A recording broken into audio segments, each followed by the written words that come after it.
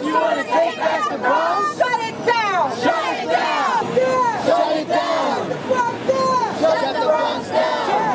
My name is Stephanie! My name is Stephanie! And I'm fired up! And I'm fired up! I'm fired up! I'm fired up! About the police brutality! About the police brutality! The stop and frisk! The stop and frisk! The mass incarceration! The mass incarceration! And the demonic behavior of our police system! And the demonic behavior of our police system! I am a mother! I am a mother! I am a grandmother! I am a grandmother! And this came from church! We need to build a society where there will be no need for the police as we know it.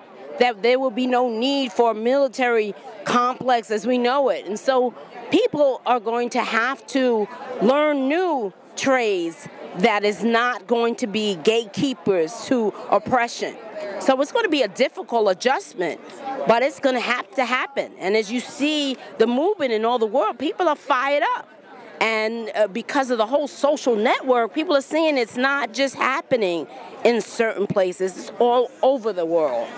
And the social network is allowing people, even poor folks, are getting access to computers and seeing that this is not an isolated demonstration. And that's what's going to bring it down. Just like the wall in East Germany, there's the wall of capitalism, there's no putting holes or, there's no crazy glue that's going to keep it together.